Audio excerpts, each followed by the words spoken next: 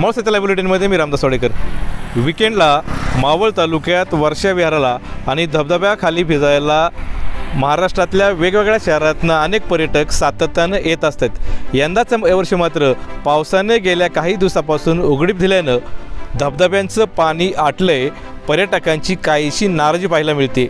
मावळ तालुक्यातल्या अंदरमावळ, नाणेमावळ, पवन मावळ, विशेषतः अंदरमावळातल्या माऊ ते खांडी आणि बोहेरे ते सावळा या परिसरामध्ये कित्येक धबधबे आहेत, ज्या धबधब्याखाली वर्षा विहारासाठी शेकडो पर्यटक येत असतात आणि वर्षा विहाराचा आनंद लुटत असतात। मात्र मागील काही दिवसापासून पावसाने उघडीप दिल्याने धबधब्यांचं पाणी काहीसं कमी झालंय आणि पर्यटकांची काहीशी नाराजी पाहायला मिळते।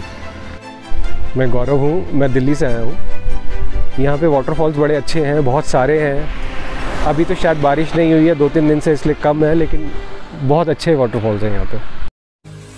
मावळ तालुक्यातील वास्तव पाहण्यासाठी मावळ सत्य लाईव्ह बुलेटिन न्यूज चॅनलला YouTube वर सबस्क्राइब करा आणि बेल आयकॉन प्रेस करा।